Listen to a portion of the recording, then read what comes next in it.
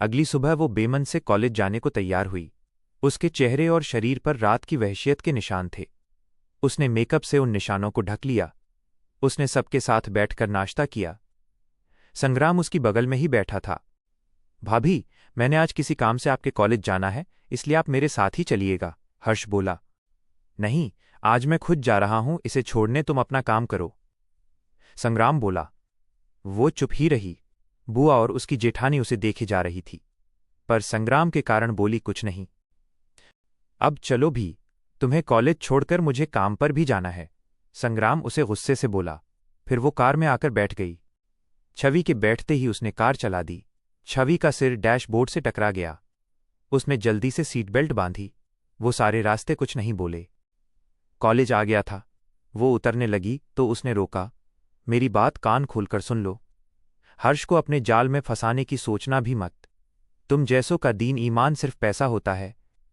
किसके मिल रहे हैं ये भी नहीं सोचते। उसके सामने भोली बनना, हंस हंस के बातें करना। तुम्हें क्या लगता है किसी को पता नहीं चलता? वो उसकी बातें सुनकर रोने लगीं। वो क्या कहती? कुछ बोले तो क्या बोले? उसे कुछ समझ नहीं आ रहा था। वो रोने लगी। ये अच्छा है, रोने लग जाओ, ताकि लोग देखें तो समझें कि मैंने ही कुछ किया होगा।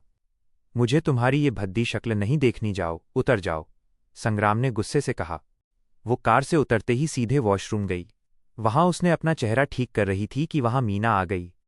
आए, हाय, लगता है मियाँ जी ने लिपस्टिक खा ली, इसलिए कार से उतरते ही वॉशरूम आ गई, है ना? मीना ने उसे छेड़ते हुए बोला। ऐसा तो कुछ नहीं है, यूं ही तू गैस लगाती रह। वैसे तुझे कैसे पता चला कि कार में मेरे पति थे? छवि ने खुद को संभालते हुए पूछा। इसमें कौन सी बड़ी बात है? ड्राइवर के साथ होती हो तो तुम पीछे बैठती हो, लेकिन आज तुम आगे से उतरी, वो भी कार के रुकने के काफी देर बाद। इतना तो पता चल ही जाता है कि कार रोककर क्या किया जा रहा था। मीना ने आंखें तरेर कर कहा। अच्छा दादी, अम्मा तू जीती, मैं हारी।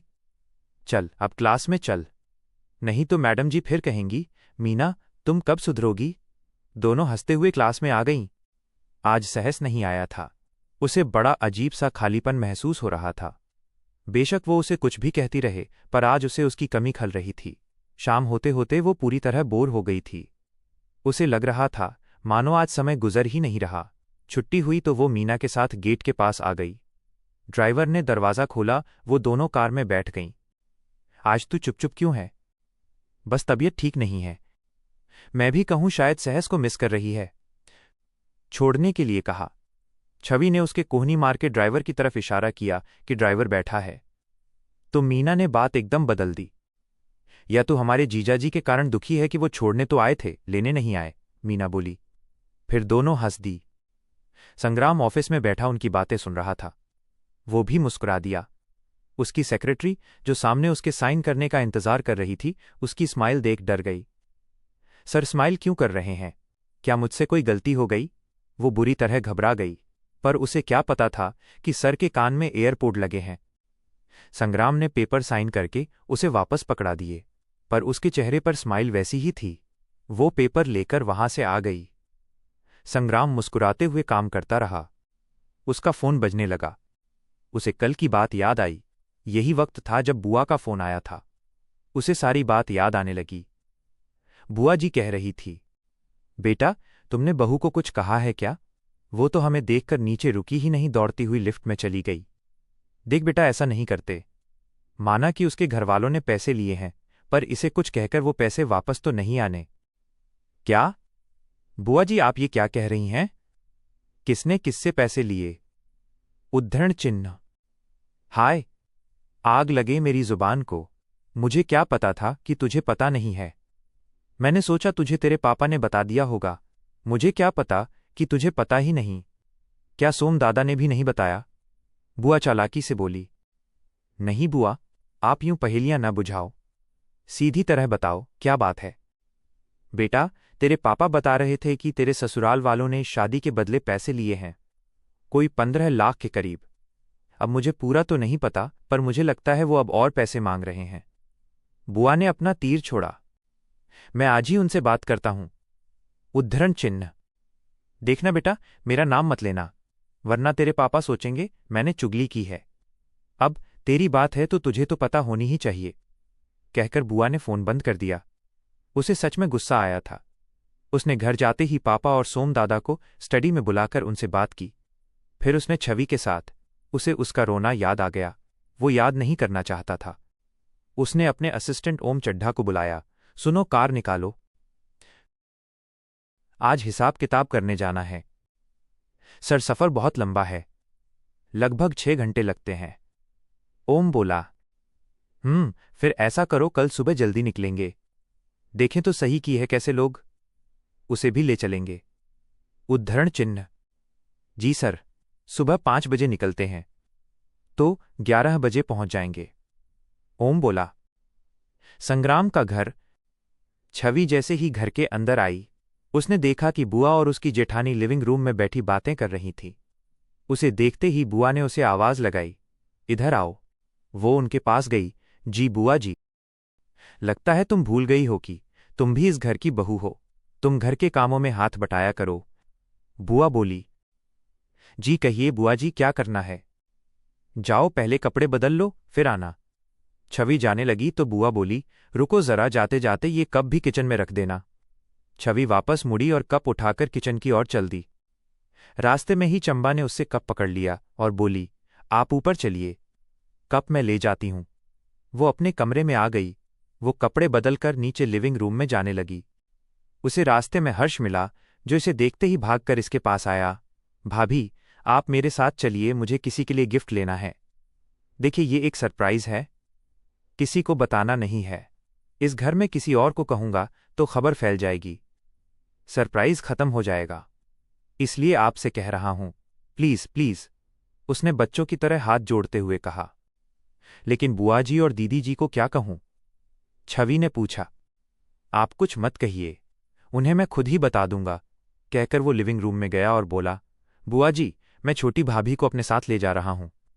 मैंने बुक्स लेनी है, इन्होंने भी कुछ पेंटिंग का सामान लेना है। कुछ देर में आते हैं। कहकर वो छवि को लेकर चला गया। बुआ ने उन्हें जाते देख मूसा बनाया और उसी वक्त उठकर अपने कमरे में आ गईं। उन्होंने संग्राम को फोन लगाया। हेलो बेटा, ज्यादा बिजी तो नहीं है मेरा बेटा? मैंने डिस्टर्ब तो नहीं किया? नहीं बुआ जी, बताइए क्या बात है? बेटा, तेरा चेहरा ऐसा है, इस कारण पहले तेरी शादी की चिंता रहती थी। अब शादी की चिंता खत्म हुई तो अब ये चिंता है कि कहीं तेरी दुल्हन किसी और के साथ ना। बस बेटा, ये सब देखकर मेरा तो कालजा मुंह को आता है। मुझे बस तेरी फिक्र रहती है, लोग तेरा मजाक न उड़ाएं। बस इसलिए फोन किया था। उद्धरण चिन्ह। आप कह क्या रहे हैं? साफ साफ कहें। वो भी सोच में डूब गया कि आखिर ऐसा क्या हो गया। वो छोटी बहू हर्ष के साथ बाहर गई अपनी पेंटिंग का सामान लेने। मैं रोकना चाहती थी, फिर मैंने सोचा कि कहीं तू नाराज न हो जाए, इसलिए रोका नहीं। अब तू ही बता, जब लोग उन्हें साथ देखेंगे तो क्या समझेंगे? यही ना कि अगर सामान लेना था तो अपने पति के साथ जाती। फिर ये भी कहेंगे कि पति बदसूरत है, इसलिए देवर के साथ घूमती हैं। अरे बेटा, ये मैं नहीं कह रही, लोग कहेंगे। मुझे तो बस तेरी फिक्र है। अच्छा, मैं फोन रखती हूं, मेरा पूजा का समय हो गया है। कहकर बुआ ने फोन बंद कर दिया। संग्राम को बहुत गुस्सा आया। उसने अपने घर के नजदीक की सभी मॉल और मार्केट की पार्किंग की सीसीटीवी देखी। एक मॉल की पार्किंग में उसे हर्ष की कार नजर आ गई। असल में ये सभी मॉल इसके है, सो सीसीटीवी का कनेक्शन इसके फोन से है। वो उठा और उसी वक्त उस मॉल में पहुंच गया। इसने मुंह पर मास्क और आंखों पर चश्मा डाल लिया। इससे इसका खराब चेहरा छिप जाता था। उसने एक कपड़े की दुकान पर देखा कि हर्ष कोई ड्रेस छवि के लगाकर देख रहा था। फिर उसे शीशे में देखने को कहा और बोला, देखो कितनी प्यारी लग रही है। शॉप में सब उनकी तरफ ही देख रहे थे कि कितनी प्यारी जोड़ी है। तभी संग्राम अंदर आ गया। सभी उसके वेलकम के लिए दौड़े, पर वो सीधा छवि के पास आकर उसे कमर से पकड़ लिया और उस ड्रेस को रखते हुए बोला, ये रंग मुझे अच्छा नहीं लगा, कोई और रंग दिखाओ। सेल्स गर्ल्स में भगदड़ मच गई कि पहली बार बॉस किसी लड़की को लेकर आया है। हर्ष उसे देखकर घबरा गया। वो बोला, वो भाभी ने पेंटिंग का सामान लेना था, वो मैंने सोचा इन्हें अच्छे से तैयार करके आपको सरप्राइज कर दूं, पर आपने मेरा सरप्राइज ही खराब कर दिया। उद्धरण चिन्ह। कोई नहीं, अब मैं आ गया हूं, इसे सामान मैं दिला दूंगा, तुम जाओ। सुनकर हर्ष चल दिया। छवि को महसूस हुआ कि उसकी कमर पर उसके हाथ का कसाव बढ़ रहा है। उसकी हिम्मत नहीं थी उसकी तरफ देखने की। वो सिर को झुकाए खड़ी हो गई। संग्राम को गुस्सा आ रहा था कि ये लड़की हर्ष के साथ इतना हंस हंस के बात कर रही थी और इसके आते ही ऐसे चुप क्यों हो जाती है। उसने उसके कान में कहा, तुम क्या लोगों को ये दिखाना चाहती हो कि मैं तुम्हें तंग करता हूं? अगर नहीं तो खुश दिखो। उसकी बात सुनकर छवि मुस्कुरा दी। सेल्सगर्ल ने कई ड्रेसेस लाकर उनके सामने रख दी। ये वाली ड्रेस ट्राई करके देखो। चलो मैं साथ चलता हूं, कहकर वो 2-3 ड्रेसेस उठाकर उसे लेके ट्राई रूम की तरफ चल दिया। वो अब भी मुस्कुरा रही थी। वो उसी के साथ ट्राई रूम में चला गया। आप प्लीज बाहर चलिए, मैं बदल कर आती हूं। मैंने ये ट्राई रूम इसीलिए इतने बड़े बनाए हैं ताकि 2 जने आराम से आ सकें, संग्राम बोला। देखिए प्लीज, ये अच्छा नहीं लगता। तो जो तुम अपने देवर के साथ कर रही थी वो बहुत अच्छा दिख रहा था, वो थोड़ा गुस्से से बोला और बाहर निकल आया।